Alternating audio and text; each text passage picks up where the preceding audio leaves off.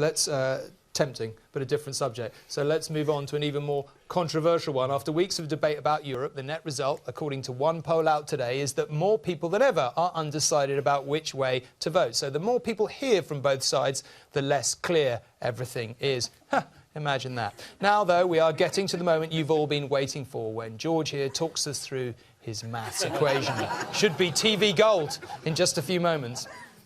Let's have the facts and the figures in front of us as we all make this huge decision on the 23rd of June.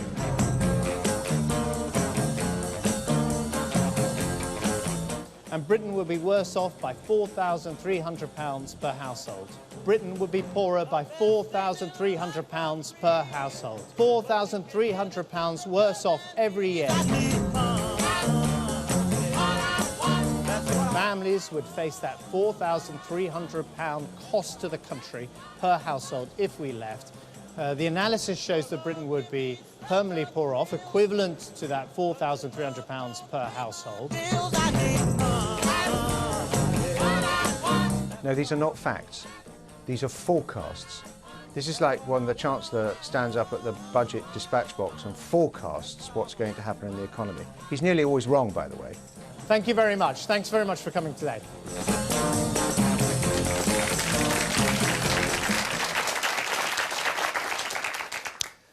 That Bernard Jenkin, he loves you.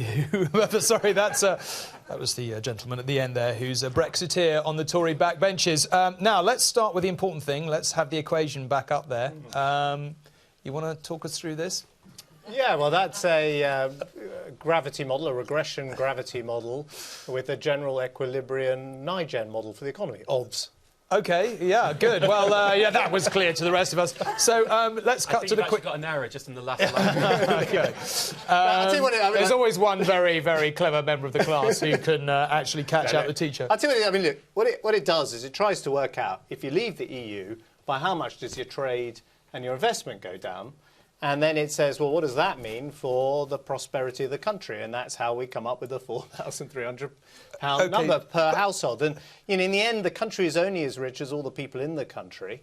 And if the country trades less and it has less investment, then the country will be poor and have less to spend on public services. And one of the things we prove there is that you know, if you don't have all that money coming into the country, you don't have as much money for public services, and either you have a big hole in your public finances, or you have to put income tax up by 8 pence. So, you know, these are real facts people need to consider before they vote. But in all honesty, it's total nonsense, isn't it? In this way, in that you heard Bernard Jenkin there talking about your forecasts. Yeah. Now, you and I both know, because I've sat through an awful lot of your budgets, that somewhat nerve-shreddingly forecasts go up and down. And that's on, as Donald Rumsfeld even might say, on known knowns. You're speculating right up to 2030 here on total unknowns, and then turning it into a specific household figure, which seems to me, at the very least, I mean, would you concede it's very speculative at the very least? No, we gave a range of numbers, and then we took these and said that's the central number, that's the one in the middle. But we gave a whole range,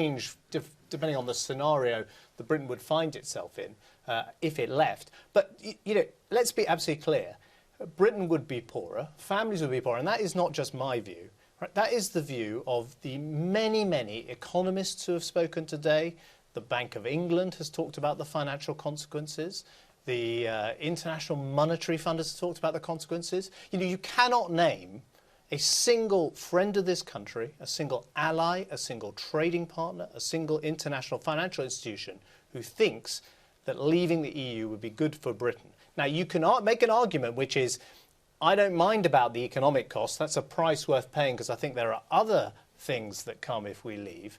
But don't pretend that the economy won't suffer. I would say that would lead to a more honest debate we can have in this country over the next couple of months about the costs and benefits of being in the EU. But the overwhelming evidence from lots of people who haven't got a dog in this fight is that if we leave, Britain will be poorer, families will be poor, and I don't think that is a price worth paying. There's lots in that. Maybe we'll pitch in, but Alison, you first. Are you convinced by the Chancellor's equation today and the analysis that goes with it? I am certainly not convinced, and I think that George on the radio this morning described people like me as economically illiterate. Is that what I am? No, I was not I would never describe you, Allison. No. I say I probably am economically illiterate, but I felt that we had a dodgy dossier from a government, got us into the Iraq War, and I think this is a dodgy dossier persuading us to stay in the EU. I don't understand all the economic fine points, but as far as I can work out, GDP and household income have been conflated.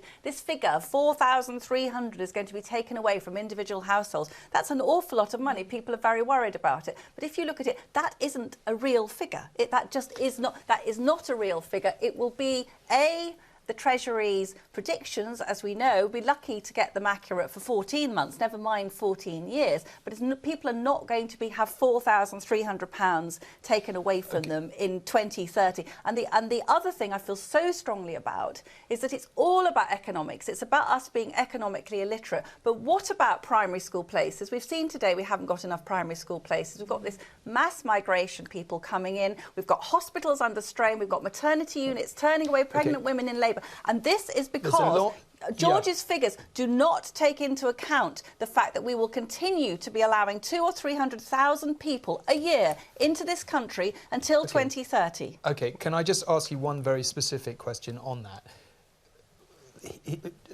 George has been making the point about economic experts and friends. We've had the IMF, we've had a lot of others. And this seems to be almost what the debate, this is the central point of the debate.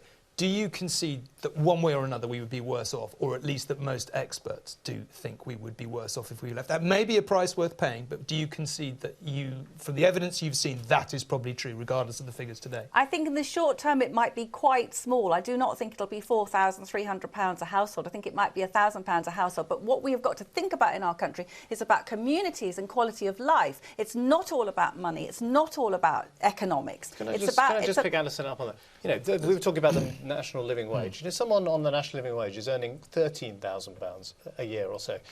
Let's use your number, 1,000. That's a £1,000 hit to their income when they're only earning £13,000. Yes, but they can't. And what do we think is going to happen on June the 24th if this country votes to leave?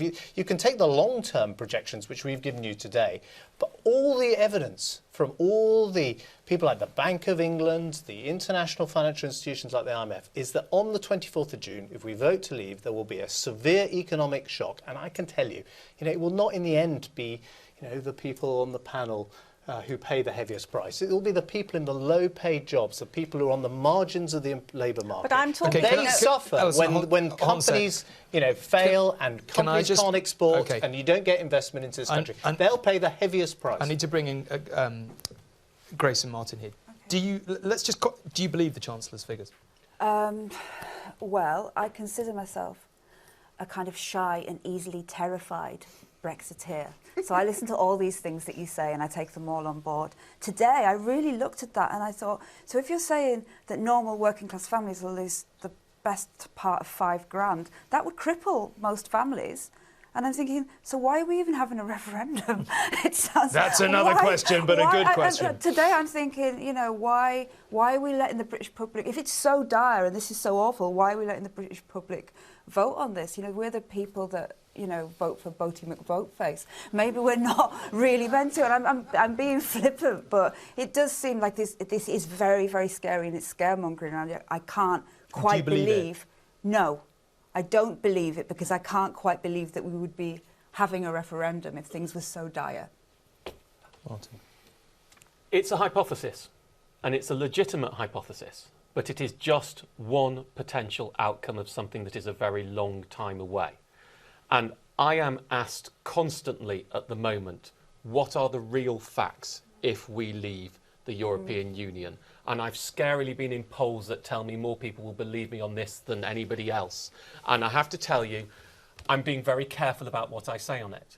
I think the only thing that we do know is that there is a greater risk if we leave than if we stay. Now, before you see that as a particular negative, I use risk in its true sense, which means there is a much greater variance of outcomes if we leave than if we stay.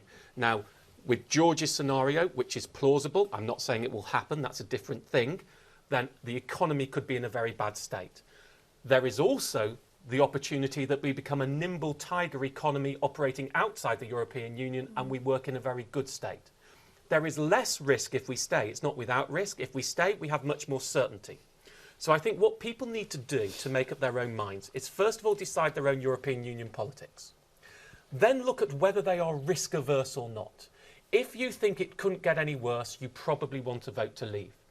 If you don't want to take a risk it could get any worse, you probably want to vote to stay. There's a reason Project Fear, as they call it, works. It's because there is a greater risk in leaving.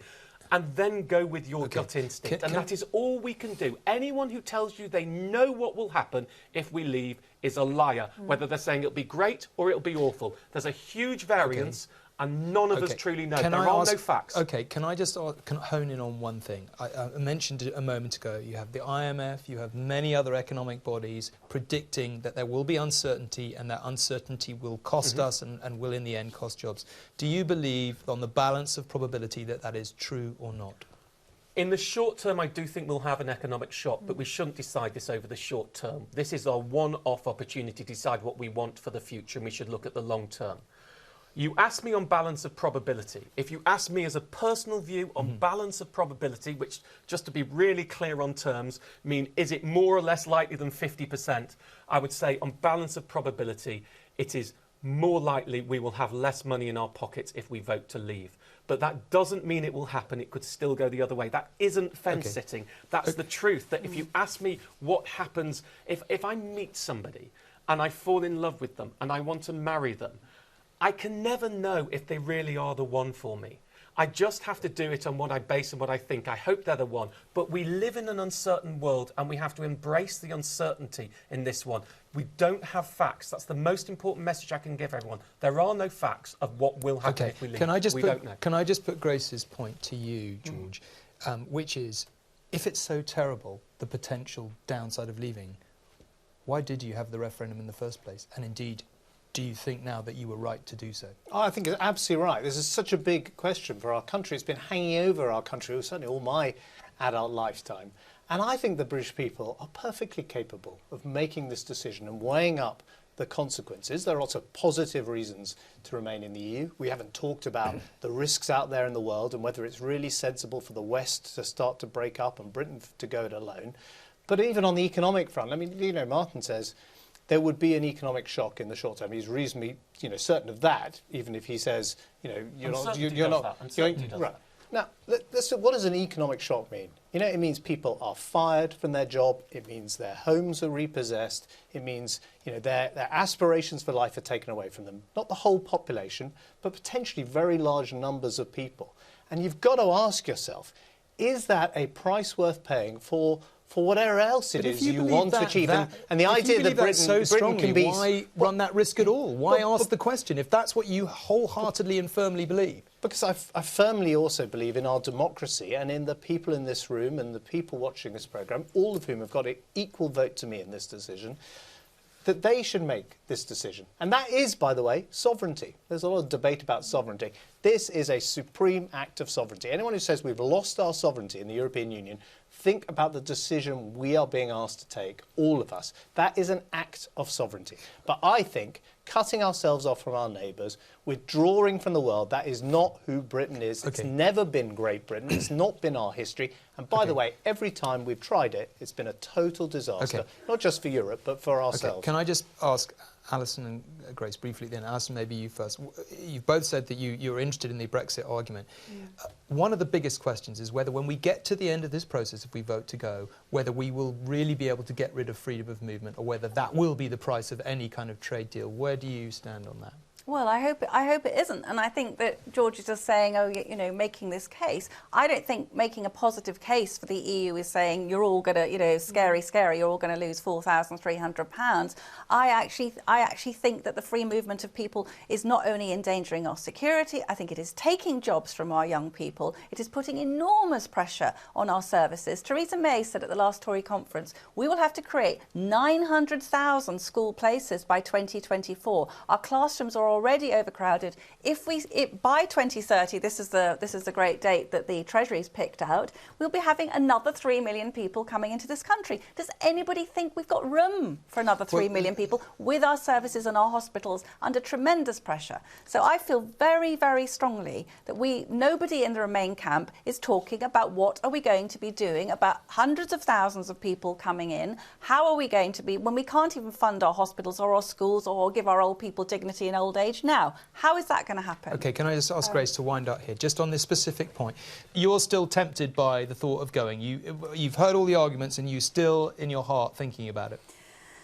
It feels like a more exciting prospect sometimes than carrying on the way that we are. And I have never, even within my lifetime, I've never fully understood Europe. I'm quite a political animal, but I still do not fully understand what is going on there. It seems like a huge, unmanoeuvrable thing that they can't reform. And when people give me the options of us withdrawing, it does seem exciting. However, I will say I'm easily scared. And here's the man that scares me. OK, that sounds like the subject of a different discussion. Now, after the break...